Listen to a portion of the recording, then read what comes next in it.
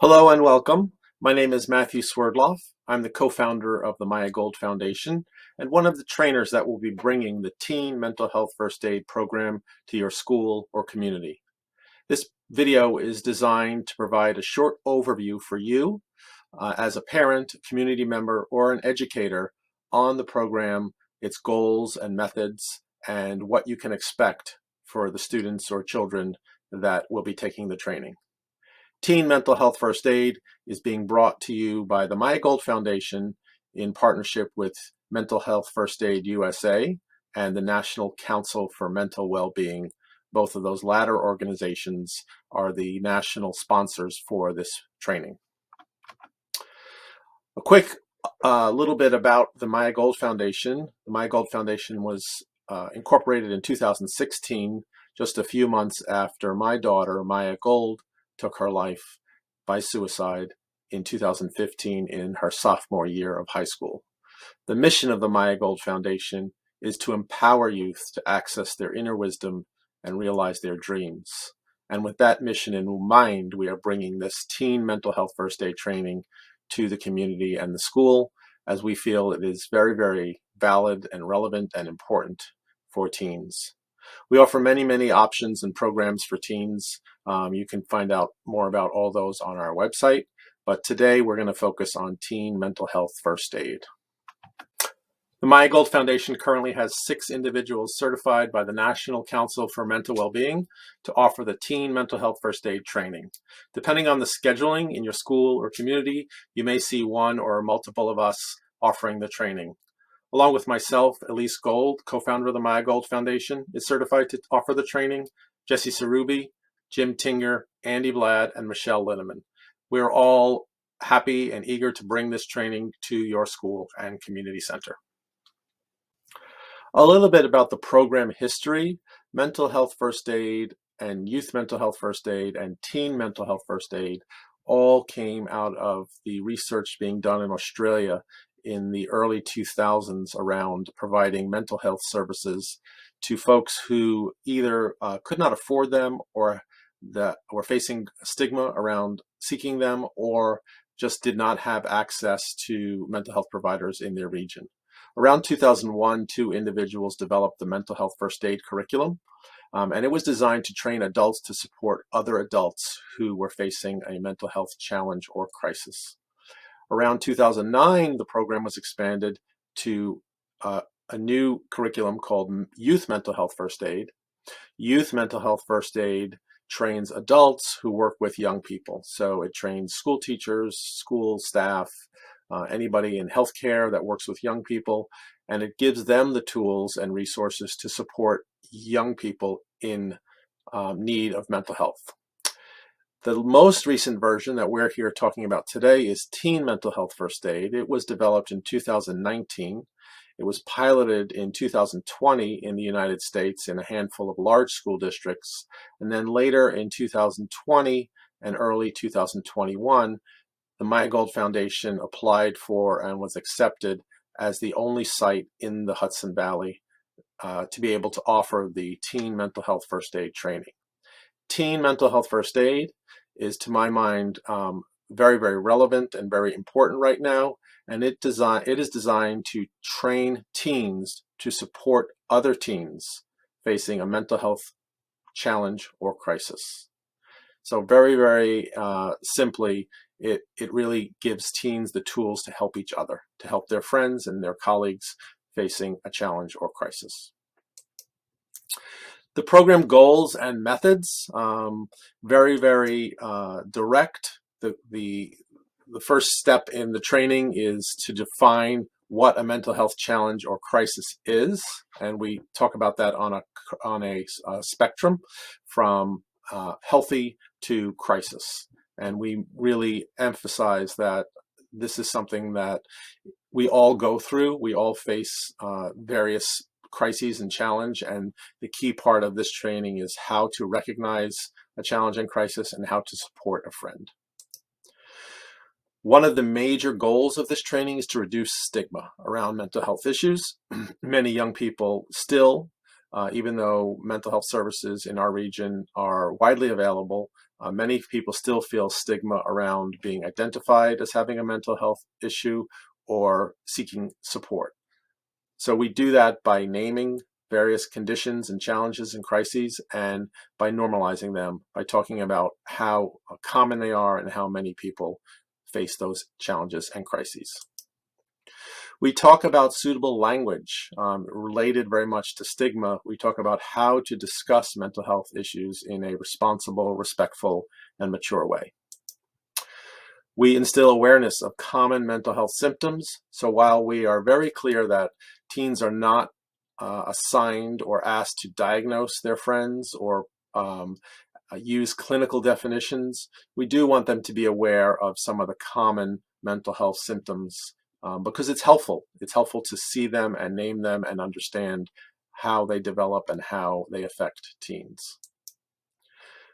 We train teens on suicide awareness, trauma, violence, and bullying. These are all issues that are very, very prevalent in high schools today, and we again give teens an opportunity to discuss them without stigma and in a mature and respectful way.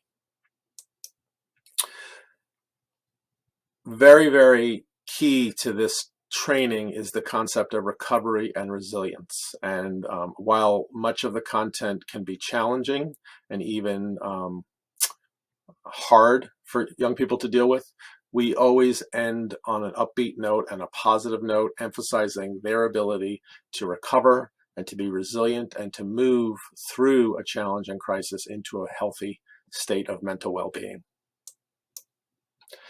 Key to this training is the role of a trusted adult.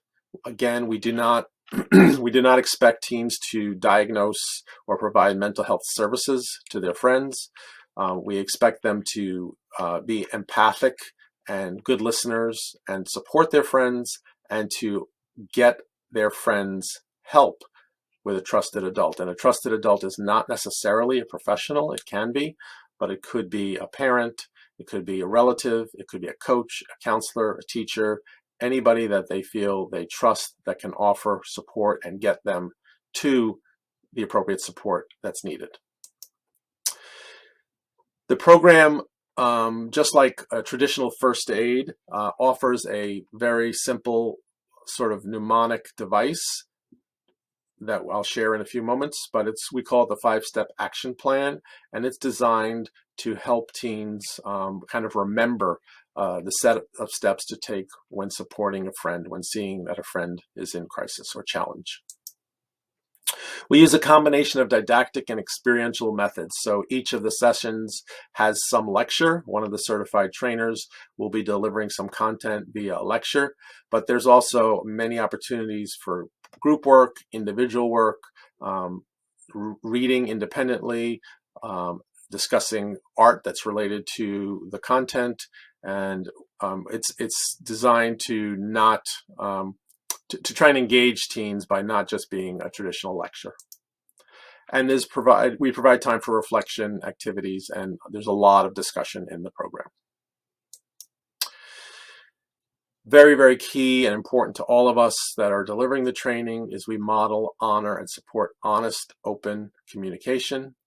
We try as much as we can to allow teens to express their voice around these issues. While we want the information to be factually correct and accurate, we also understand that there's a lot of feelings around this and a lot of feelings around what's happening in schools and the challenges that teens face. So we want to give them an opportunity to discuss and share those in a safe space. So this is a course outline. Traditionally, the teen mental health first aid training is offered in over 3 days, and in each day are 2 sessions. This may look a little different in your school or community setting depending on how the training is scheduled, but typically day 1, session 1, we talk about what a mental health challenge is, essentially defining mental health and mental health challenges. Session 2, we talk about what is appropriate help. Professionals and trusted adults can all offer professional help, and we define that and brainstorm who those people are and how we might access them. And by the way, there's also throughout all of the training sessions are videos created by real teens who have been through various crises and challenge, and they talk about and share their experience dealing with all of these content areas. In day 2, session 3, we focus on helping a friend who is suicidal. And this is a very frank and blunt conversation that we have. We talk about signs and symptoms and how to take a friend seriously and how to get help when it's needed. In session 4, we talk about other types of crises that a friend might be in: panic attacks, self-injury, trauma, bullying, and violence, and how to be supportive and how to get help.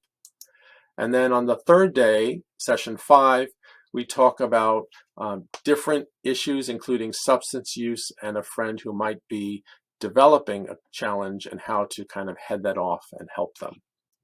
And the last session, the last part of the third day, we really dive into this idea of recovery and resilience. We want the teens to leave this training feeling hopeful and positive, and that they're armed with the tools that will help them to not only help their friends, but to help themselves. One of the things we talk about a lot throughout the training is self-care and how to take care of yourself and how to de-stress and focus on your own mental health.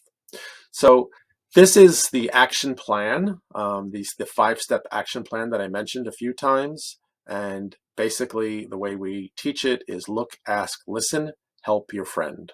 And each of those steps, of course, have more detail.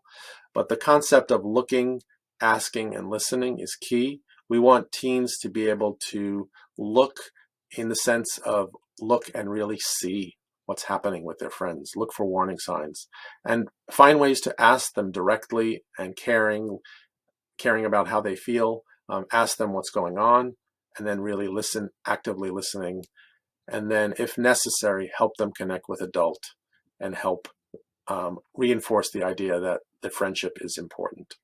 And of course, this is a very distilled version of an action plan that we review over 6 hours.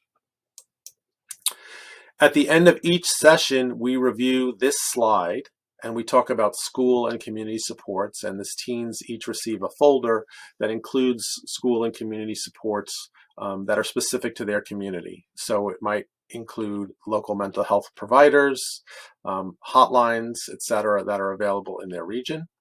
And then we review this National Suicide Prevention Line, which is really, really important that they have in their phones. And we ask them to take a picture of this slide so they have this in their phones. And we review the crisis text line, which is also available for free 24/7 to teens. So that concludes this overview. If you want to find out more about what we're doing with Teen Mental Health First Aid, if you go to the bit.ly link at the top of this screen, it's bit.ly/about Teen Mental Health First Aid, or about tMHFA. There'll be more on our website on that page explaining the program and providing some documentation and links to the research. It's worth noting that this program has been well researched, it's evidence-based, and it's shown to be effective in a few areas. Most importantly, it's effective in reducing stigma around mental health first aid, and that's one of the key things that we're trying to accomplish. And it's effective in increasing the likelihood that a young person, that a teen, will seek help from an adult for a friend. And again, very, very important thing that we're trying to teach them, that it's okay to get help. So that really is the overview. Again, if you want to find out more, you can certainly go to our website. You can email info@mygoldfoundation.org for specific questions, or of course talk to the contact person in your school or community setting, or go to our website. And thank you so much for being open to this program and for welcoming this Teen Mental Health First Aid training into your school or community.